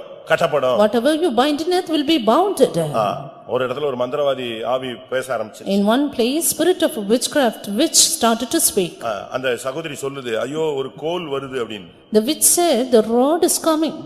அந்த சகோதரியை நோக்கி அந்த தரிசனத்துல ஒரு கோல் வருது. She saw the rod coming towards her. அது வந்த உடனே அந்த சகோதரி கத்துது. Then she started to cry, scream. அந்த ஆவி பிடிச்ச சகோதரி கத்துது. The spirit possessed sister started screaming. கோல் வருதுன்னு. The rod is coming towards me. பார்த்தா அந்த மந்திரவாதி அந்த கோலை ஏவுறான். Now the witch started to He started to நம்ம கண்ணுக்கு ஒண்ணுமே தெரியல. spell against that rod, the ஆனா அந்த scepter. கோல் வருதுன்னு அந்த சகோதரி கண்ணுக்கு தெரியுது. Invisible to us, but visible to that sister. இயேசுவின் நாமத்துல அந்த கோலை தீப்பிடிச்சு எரிச்சு சாம்பலாக்கணும்னு எல்லாரும் ஜெபிச்சிட்டோம். Then we all prayed in the name of Jesus that scepter be burnt. சரியான அபிஷேகம். Or a good anointing. அந்த சகோதரி அந்த பிசாசு பிடிச்ச அந்த சகோதரி பாதிக்கப்பட்ட சகோதரி ஐயோ அந்த கோல் எரிஞ்சிருச்சுன்னு சொல்லிச்சு. Spirit possessed sister said, "Oh, that rod, that scepter is burnt." Failure ஆயிட்டான் பிசாசு. Finally, the devil got defeated. கொஞ்ச நேரத்துல அந்த ஆவி வந்துருச்சு. Within few minutes that spirit came again. அந்த மந்திரவாதியினுடைய ஸ்பிரிட் இந்த சகோதரிக்குள்ள வந்துருச்சு. The spirit of the magical spell came into the sister. எனக்கு அந்த கோலை மட்டும் கொடுத்துருங்க, நான் திரும்பி போறேன். Just give me the rod, I will return. மன்னிச்சிருங்க. Forgive me. நான் வாபஸ் வாங்குறேன். I will take it life again. அதுக்குள்ள தான் இருக்கு. And my life is எனக்கு அந்த there. கோல் மட்டும் கொடுத்துருங்க. Give me back that scepter. நாங்க அதை எரிக்கவும் இல்ல பார்க்கவும் இல்ல. எல்லாரும் என்ன எதுல ஜெபிக்கிறோம்? அந்த கிரியையை அழிக்க முடியாது ஜெபிக்கிறோம். அப்பதான் யோசிச்சோம், நீ கட்டுகிறது எதுவோ என்ன கட்டுகிறது எதுவோ கட்டப்படும், நீ எரிச்சிட்டேன்னா எரிஞ்சதுதான், முடிஞ்சு போன கேஸ் அது. We only prayed that the works of the devil may be destroyed, whatsoever you bind will be அந்த bound. ஆயுதத்தை நீ அழிச்சிட்டேன்னா முடிஞ்சது. அக்கினி அஸ்திரங்களை அவித்து போடக்கூடிய சக்தி நமக்கு இருக்கு. We have the power to burn the wiles of the devil. எபேசியர் 6ஆம் அதிகாரத்தில் என்ன சொல்லி இருக்கிறது? What is it said in Ephesians 6? சத்ரு எய்யும் அக்கினி அஸ்திரங்களை அவித்து போடத்தக்க சக்தி. The power to quench the fiery darts of the devil. அவன் அக்கினி அஸ்திரங்களை எய்யுவான். Yes, he will send the fiery darts. ஆனா அத அழிக்கிற சக்தி நமக்கு இருக்கு. We have the power to destroy it. அதான் விசுவாசம். That is faith. எபேசியர் 6:16ல சொல்லி இருக்கிறது. Ephesians 6:16. பொல்லாங்கனையும் அக்கினி அஸ்திரங்களை எல்லாம் அவித்து போடத்தக்க சக்தி நமக்கு இருக்கு. We have the power to quench the fiery darts of the devil. அவன் பொம்மையை செஞ்சு வைப்பான். இயேசுவின் நாமத்துல பொம்மை எரிஞ்சு போனா எரிஞ்சே போய்டும். Yes, he will say, he will send the doll or the fire, but you say, the name of Jesus, let it be burnt, it will be burnt. நீ அந்த அபிஷேகத்தை அதுக்கு யூஸ் பண்ணணும். But use your anointing for that. சும்மா கை தட்டறதுக்கும் குதிக்கிறதுக்கும் use பண்ணி பிரயோஜனம் இல்ல. Not just using the anointing for clapping hands and jumping. உனக்குள்ள இருக்கிற அபிஷேகத்தை வச்சு உன் மாம்சத்தை அடக்கணும். With your anointing control your flesh. நல்ல ஜெபிக்கணும். Pray well. முழங்கால முடக்கணும். Kneel down. கர்த்தர்ட்ட இருந்து வார்த்தையை பெறணும். Get the voice of God. ஆண்டவர்ட்ட இருந்து தேவ சித்தத்தை விளங்கிக் கொள்ளணும். Understand the will of God. தரிசனம் உனக்கு கிடைக்கணும். Receive visions. உன் காதுல தேவ சத்தம் கேட்கணும். Hearken to the voice of God in உன் your இதயத்துல ears. தேவ சித்தத்தை உணர சக்தி வேணும். And power to realize the will of God in your heart. இதுதான் லைஃப். This is life. அபிஷேகத்தை வச்சுக்கிட்டு உனக்கு தரிசனம் இல்லாம இல்லவிட்ட கர்த்தருடைய சத்தத்தை கேட்க முடியாம நீ ஒரு ஊமையாக செவிடாக செயலற்று போன ஒரு நபராக ஊழியனாக விசுவாசியாக இருக்க கூடாது. You should not be a child of God, a believer or a servant of God, having been anointed, not getting the visions and the voice of God. பாவத்தோடு காம்ப்ரமைஸ் பண்ணாத. Never compromise with sin. பிசாசோடு compromise பண்ணாத. Never compromise with the devil. அடிச்சான் ஒரு அம்பை எய்து ஒரே அடி அடிச்சான். யோராம் ஃபிளாட் ஆயிட்டான். He sent the dart and Joram was killed. நீங்க அதோட நம்முடைய வாழ்க்கை முடிஞ்சிருச்சுன்னு நினைக்க கூடாது. Don't think our life is ended with that. First அவன் அடிச்சது யோராம். He first killed Joram. அவன்தான் ஆகாபின் சந்ததியில முக்கியமான ஒரு ஆள்ல முக்கியமான ஒரு ஆள் அவன்தான். He was a very important person in the house of Ahab. First அவன் அழிச்சது யோராமை. He first killed Joram. எப்படி செஞ்சான் தெரியுமா?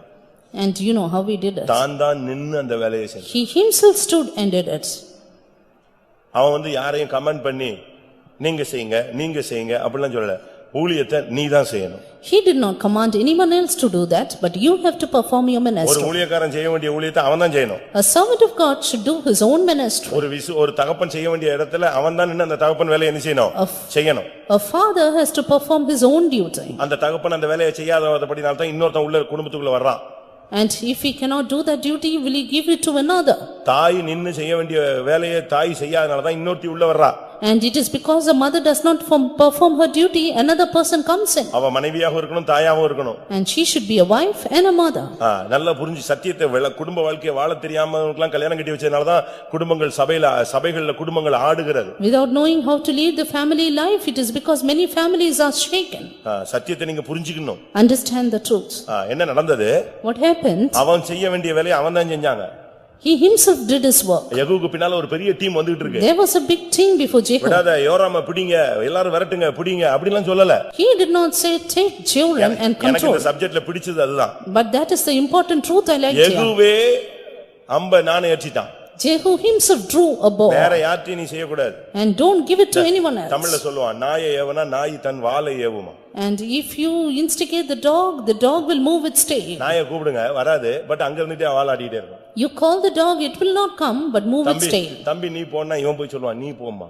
You will say, brother you go, and he'll say you go. அவனை வச்சு ஊழியம் செய்ய முடியாது. As you cannot do anything with such a person. அதனால தான் ஒருத்தன் கேக்குறான் யாரை கொண்டு இதெல்லாம் செய்வீர்? உன்னை கொண்டு தான் செய்வேன். உன்னை கொண்டு ஜாதிகளை நொறுக்குவேன். உன்னை கொண்டு தான் நான் செய்யணும்னு ஆசைப்படுறேன் கர்த்தர் சொல்றார். That is why the Lord says, I will beat nations through you. அதனால நீ செய்ய வேண்டிய ஊழியத்தை நான் செய்ய வேண்டிய ஊழியத்தை நான் தான் செய்யணும். Ministry you ought to do, you have to do, and I myself. நீங்க இந்த தேவ வார்த்தையை நீங்க புரிந்து கொள்ளுங்க. Understand this voice of நீங்க God. படிச்சு பாருங்க. Read it here. 2 ராஜாக்கள் 9ல 2 Kings 9 24ல பார்க்கும் பொழுது verse 24.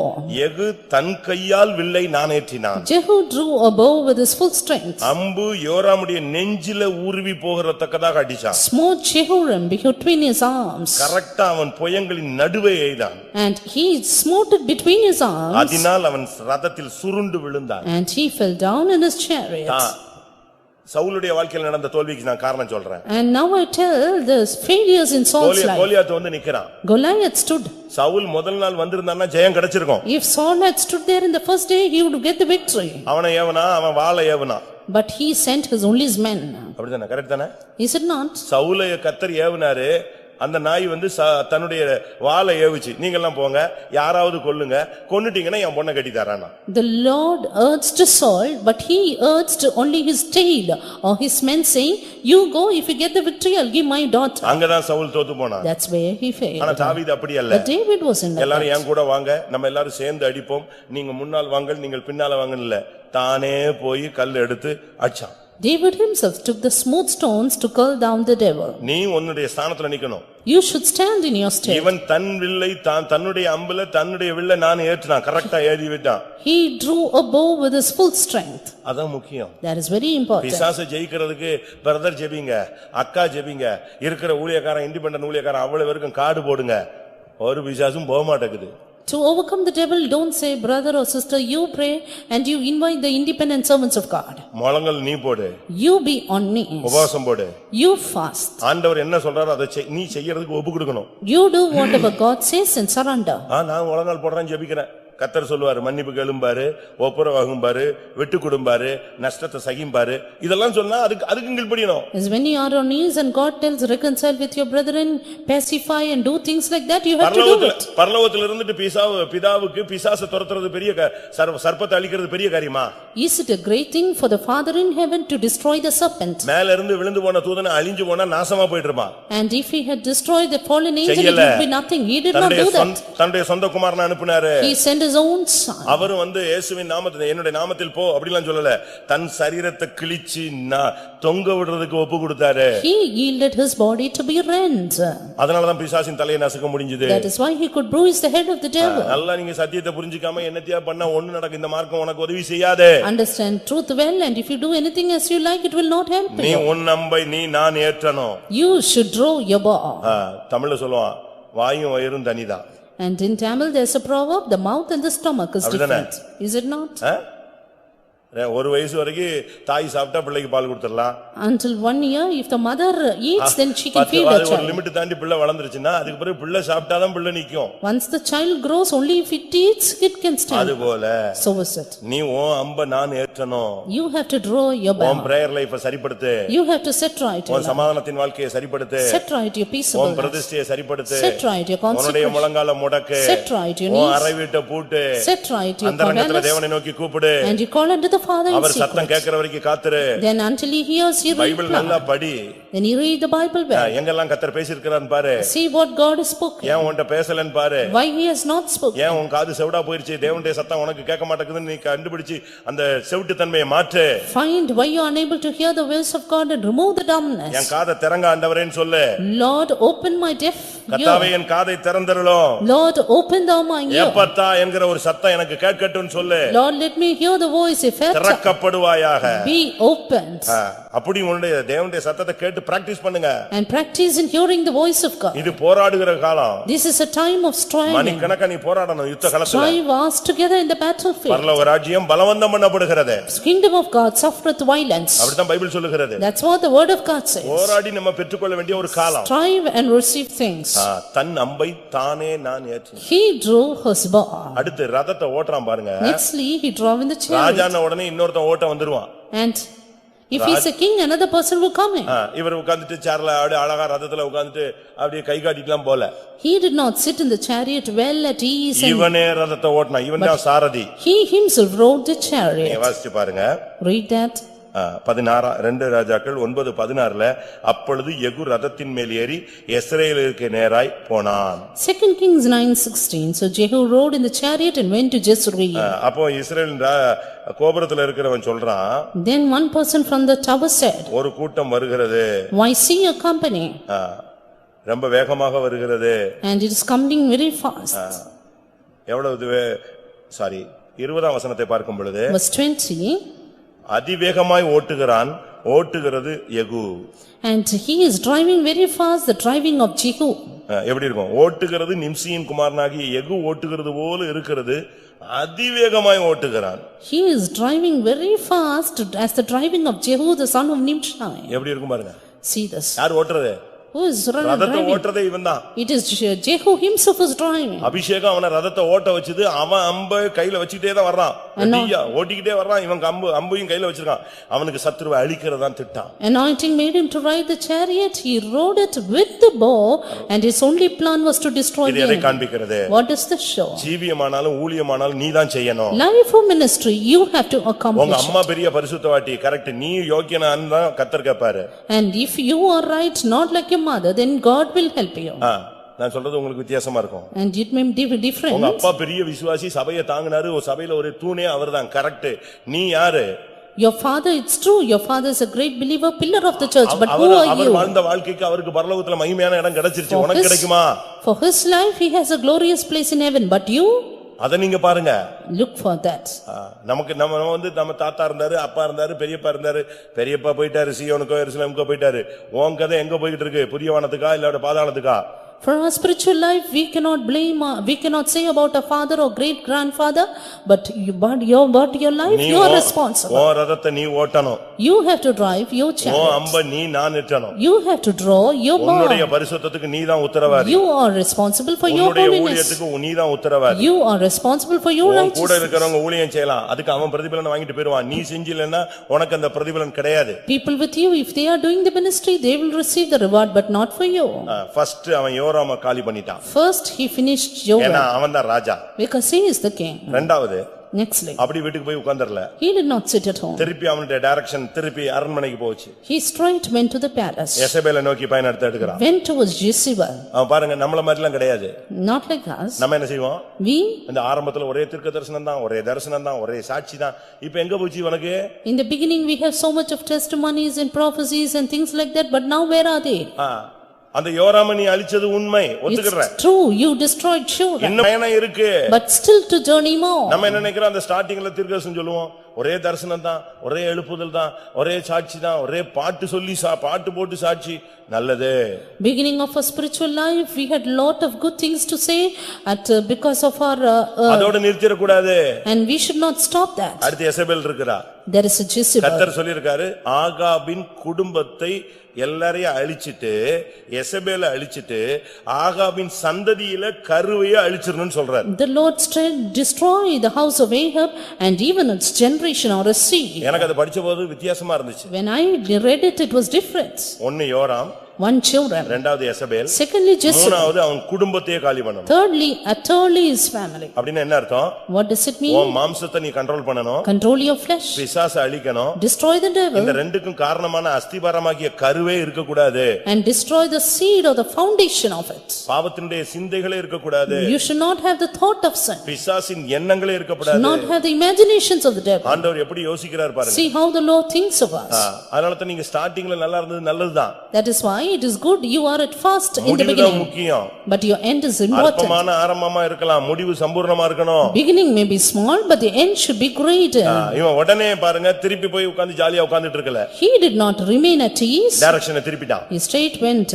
யோராம கொன்ன உடனே புறப்பட்டு ஸ்ட்ரைட் அரண்மனைக்கு விட்டாச்சு. Soon after he slew Joram, he went to the palace. இப்போ யெசபேல் வர்றா. Now Jezebel turned up. இப்போ யெசபேல் காம்ப்ரமைஸ் பண்றதுக்கு டைரக்டா வர்றா. And she went directly to compromise with him. எப்படி இருக்கும்?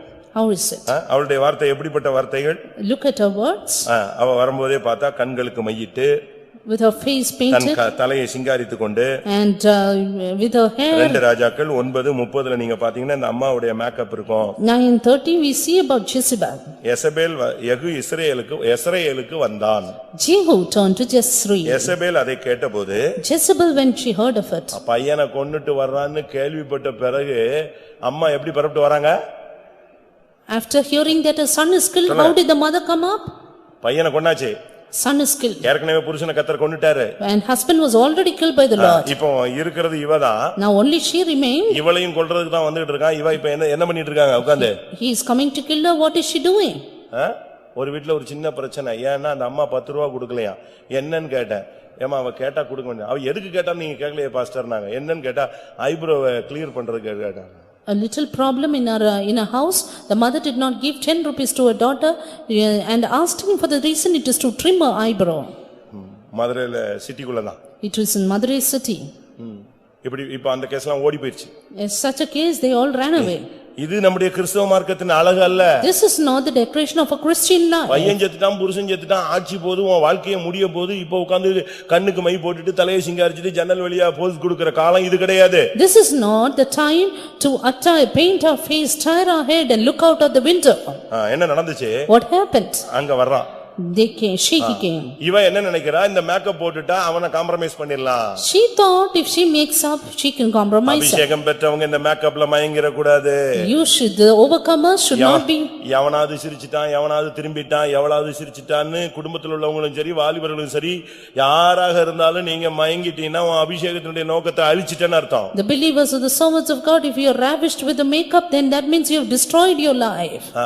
நல்ல சத்தியத்தை நீங்க விளங்கிக் கொள்ளுங்க. Understand the truth well. அதனால நம்ம மார்க்கத்துல உலக துவேஷம் வேண்டாம் வேண்டாம்னு போதிக்கிறதுக்கு காரணம் அதுதான். That's why we preach fashion of the world is nothing for us. We don't need it. உன்னை அழகில்லாம மாத்துறது இந்த சபையினுடைய நோக்கம் அல்ல. உன்னை மனவாட்டியா மாத்துகிறது தான் தேவனுடைய நோக்கம். Purpose of the church is not make you to live without beauty, but the purpose of the church is to make you a bridal church. நமக்கு நம்ம மீட்கிறதுக்காக அழகும் இல்லாமல் சௌந்தரியம் இல்லாமல் அந்தக்கேடு அடைந்து ஒருவர் விரும்பத்தக்க ரூபம் இல்லாமல் சிலுவையில தொங்கினார். Our Lord Jesus Christ, without form or beauty, without comeliness, he was upon the cross. பாருங்க அந்த பெண்ணுக்கு அந்த வயசுலயும் எப்படி மைண்ட் ஓடுது பாருங்களேன். You see how this mother had attired herself. எப்படியாவது இவனை மேக்கப் போட்டு கவுத்திரலாம்னு பார்த்தா. Somehow to ravish Jehu.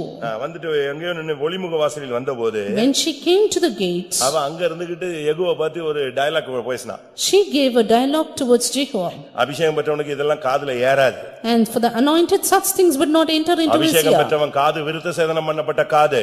Anointed person's ear is a circumcised ear. அபிஷேகம் பெற்றவனுடைய உதடு விருத்த சேதனம் பண்ணப்பட்ட உதடு. Anointed person's lips is a circumcised lip. அங்க இதெல்லாம் காதுக்குள்ள ஏற கூடாது. Such things should not get into your ears. எப்படி இருக்கிறான் சிம்ரி சேமம் அடைந்தானா அப்படினு கேட்டா இவனுக்கு அது காதுல ஏறவே இல்ல. And she said, had Zimri peace and slew his master, he did not listen to it. Sister எப்படி இருக்கீங்க? உங்கள மாதிரி அழகா இல்ல. தம்பி நீங்க எப்படி இருக்கீங்க? உங்கள மாதிரி அழகு இல்லனா ரைட் சாத்தான் வேதம் ஓதுகிறது நீ புரிஞ்சிக்கணும். Sister, how are you? There is no one else beautiful than you. Or brother, how are you? None else like you. Understand the deception of the devil. நீ பழைய காக்காவா இருக்க கூடாது. உன் சத்தம் நல்லா இருக்குன உடனே வடைய விட்டுட்டு வேடிக்கை பார்த்த மாதிரி உன் வாழ்க்கையை விட்டுட்டு வேடிக்கை பார்த்தற கூடாது. You should not be like the old crow which looked out because its voice was okay. இப்போ உள்ள காக்கா அப்படி கிடையாது. But now the crow is not like that. அன்னைக்கு ஒருத்தன் சொன்னா ஒரு புக்ல பார்த்தேன். இப்போ உள்ள காக்கா அப்படி இல்லையா? The today's ravens are not that. அது காலுக்குள்ள வடைய வச்சிட்டு நல்லா தான் இருக்குன்னு சொல்லுச்சு. Modern ones they keep their feet in the net and said I'm okay. அப்ப உள்ள நரி குதிச்சு பாத்துச்சான் கிடைக்கலையா இந்த பழம் புளிக்குன்னு போயிடுச்சான். First the fox tried to take out the raven but then said the thing is ripe, I cannot get it. இப்போ உள்ள நரி அப்படி போகலையா இருக்கிற கம்பெல்லாம் மொத்தமா புடிங்கி அப்படியே திராட்சைக்குள்ள கீழ கொண்டு வந்துருச்சான். But the fox today, the modern foxes, they said you take up all the stalks and then bring it down. அதனால சத்தியத்தை நீங்க சரியான விதத்துல விளங்கிக்கணும். Understand the truth well. உன்னை ஏமாத்துறதுக்கு மேக்கப் எல்லாம் போட்டு வரும், பல வல்லமைகள் வரும். Powers will come up with the makeup to settle you, deceive you. நீ ஏமாந்துறாத. But don't get deceived. யேசபேல் என்று சொன்னால் கற்பில்லாத வல்லமை. Jezebel means powers without chastity. கற்பில்லாதவள். The one without chastity. இப்படிப்பட்ட சக்தி உன்னோடு போராடும். Such powers will fight against உன்னை you. தீட்டுப்படுத்த. To defile you. உன்னை விழ வைக்க. To pull you down. உன் மனசாட்சியை கெடுக்க. To destroy your conscience. நம்பிக்கையை குலைக்க. To discomfort your hope. உன் அழைப்பை நஷ்டப்படுத்த. To make you lose your உன் call. தரிசனத்தை கெடுக்க. To destroy your உன் vision. நித்திய ஜீவனை உன்னிடத்திலிருந்து அப்புறப்படுத்த. To take away your eternal life. இந்த வல்லமைகள் எல்லாம் எழும்பி வரும். These powers will rise up. நீ இந்த கண்மையை பார்க்க கூடாது, தலையை சிங்காரிக்கிற இந்த டெக்கரேஷனை பாத்துறாத. Don't look at the painting on her face, don't tire her head. உள்ளுக்குள்ள இருக்கிறதான தோல்வியை பார். But look at the failures within her.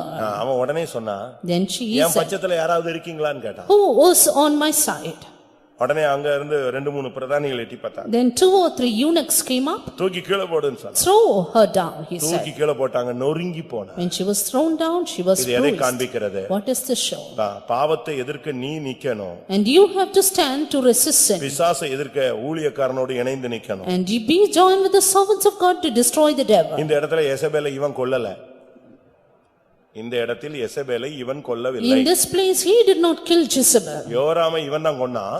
But he killed Joram. ஆனா யேசபேலை கொல்லும்போது இவன் கொல்லல. But he did not kill Jezebel. கமாண்ட்ல ஊழியக்காரங்க கொன்னாங்க. He just commanded the servants of God to kill it. நாம நின்னு ஜெயிக்கிற ஒரு தன்மை இருக்கு.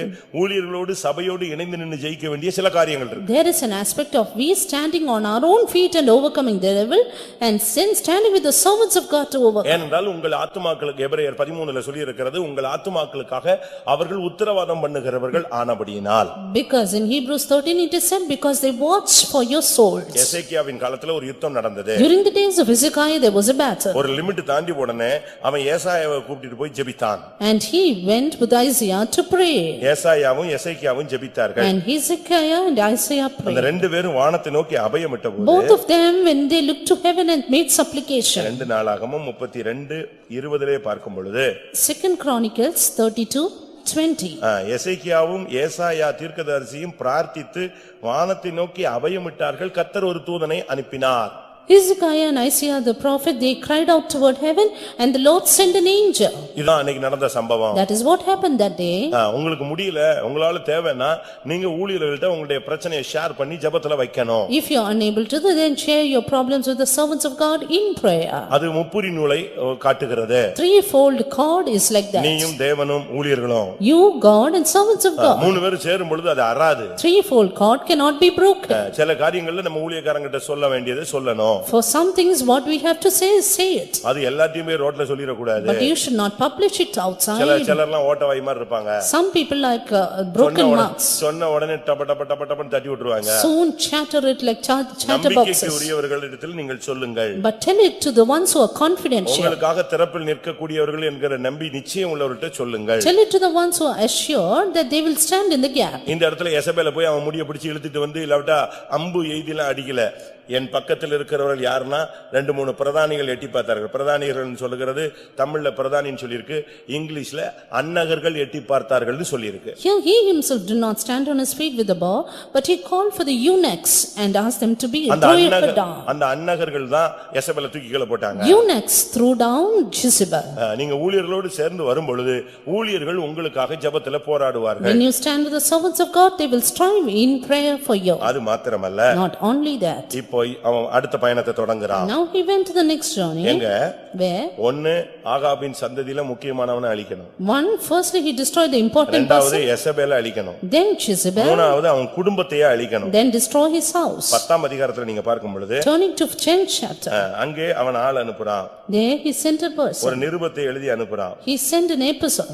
சமாரியாவுல ஆகாவுக்கு 70 பிள்ளைங்க இருந்தாங்க. That there were 70 sons in Samaria for Ahab. வாசிங்க. 10:1. 2 ராஜாக்கள் 10:1. ஆகாவுக்கு சமாரியாவிலே 70 குமாரர் இருந்தபடியினால் யெகூ சமாரியாவில் இருக்கிற இஸ்ரவேலின் பிரபுக்களாகிய மூப்பரிடத்துக்கும் ஆகாபுடைய பிள்ளைகள் வளர்க்கிறவரிடத்துக்கும் நிருபங்களை எழுதி அனுப்பினான். எப்படி? இப்ப தேர்ட் அவனுடைய அடுத்த பகுதி வருகிறது.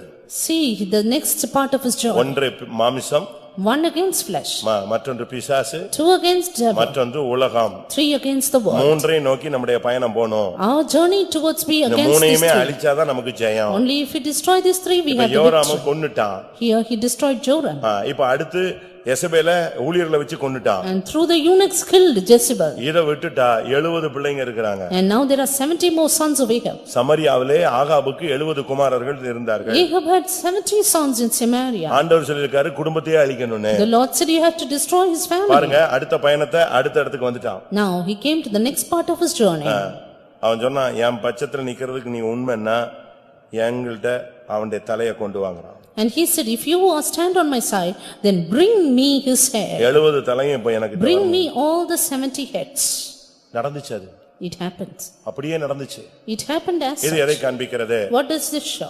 70 பேரை கொல்றது ஒரு சாதாரண ஆள் கொல்ல முடியாது. Killing 70%, an ordinary person cannot do பிரபுக்களாகிய it. மூப்பரிடத்துக்கு இந்த காரியத்தை அனுப்பினான். He sent word to the princes and the elders. விசுவாசிகளும் இணைந்து நின்று போராடி ஜெயிக்கிற அனுபவத்தை காண்பிக்கிறது. It shows the experience of even the believers striving together and ஒன்று overcoming. ஊழியக்காரனோடு இணைந்து நிற்பது. First is joining with the servants of மற்றொன்று God, பிரபுக்கள் விசுவாசிகள். then with the princes or the believers. விசுவாசிகள்கிட்டயும் உங்களுக்கு நம்பிக்கைக்கு உந்த ஆட்கள்ட்ட நீங்க ஜெப உதவியை நாடலாம். As you can seek for prayers even from confidential believers.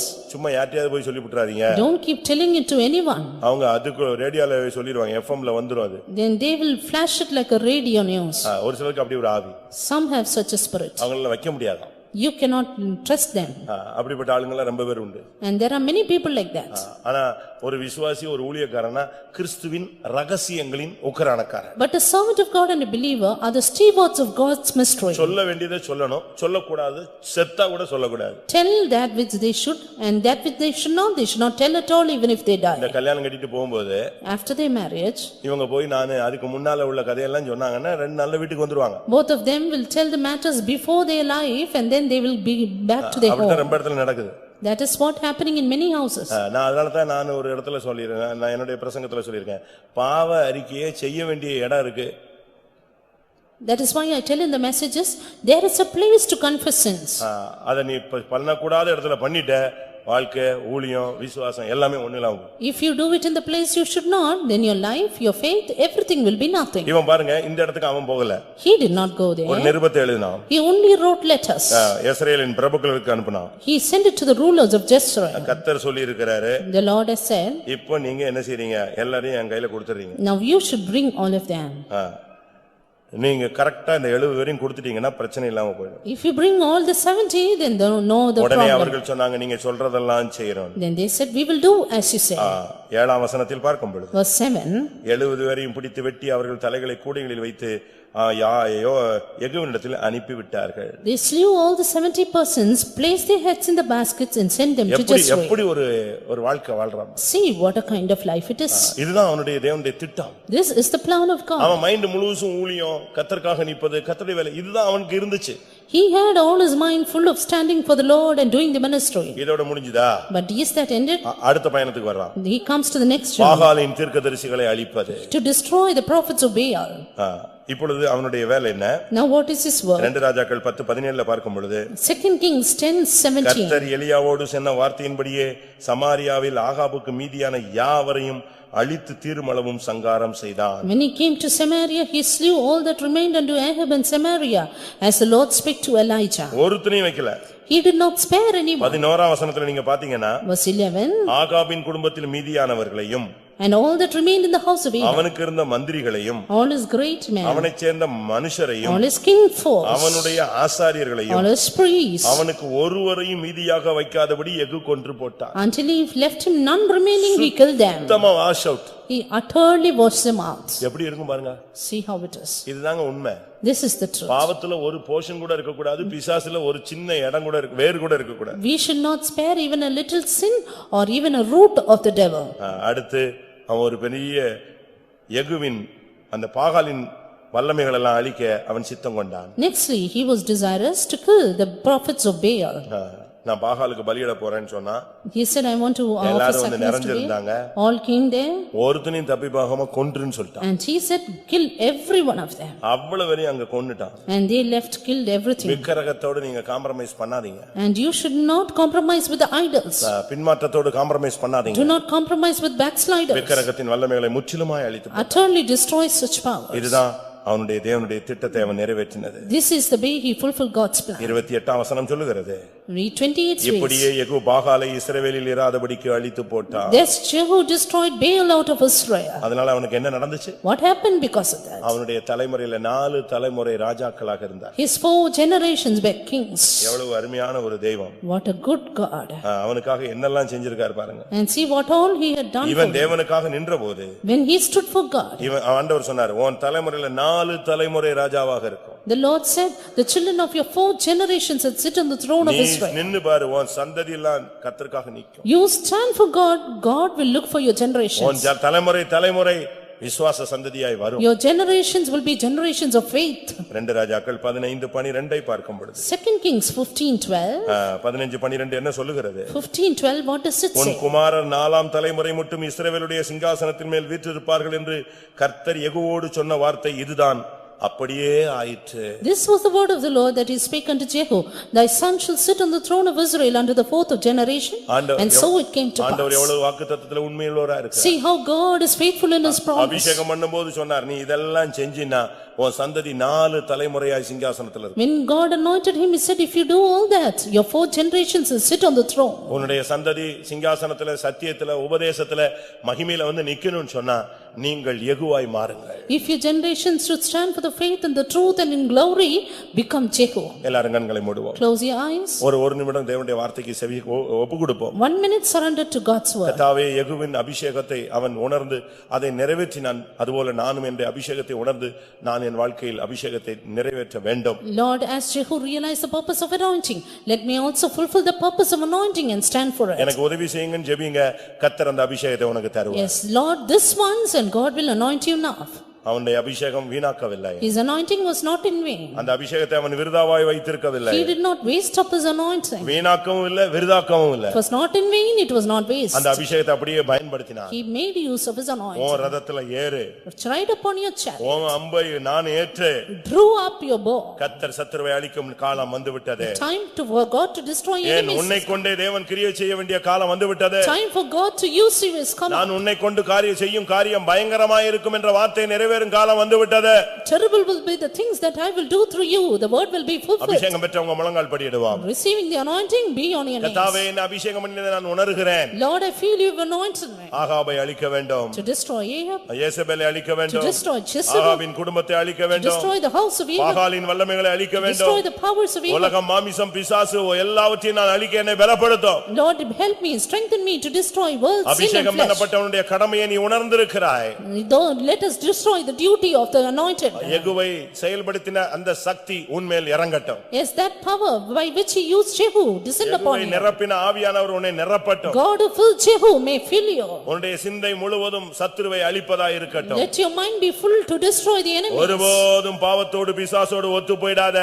Never compromise with the devil and sin. எதிர்த்து நில்லுங்கள் அவன் ஓடி போகட்டும். Resist and he will flee from you. பொல்லாங்க நெய்யும் அக்கினி அஸ்திரங்களை அவித்து போடத்தக்கதாய் விசுவாசத்தில் வளருங்கள். Stand in the faith to quench the fiery darts of the devil. நீ யுத்தம் செய்ய எழும்பினால் Fight, and if you rise up, தேவன் உனக்காய் எழும்புவார். God will rise up for you. தேவன் எழும்பினால் சத்துருக்கள் சிதறுண்டு ஓடி When போவார். God rises up, enemies will be scattered. கர்த்தாவே என்னை அபிஷேகியும். God anoints me. அபிஷேகத்தின் நோக்கத்தை நிறைவேற்ற என்னை பலப்படுத்தும் என்று கேளுங்கள்.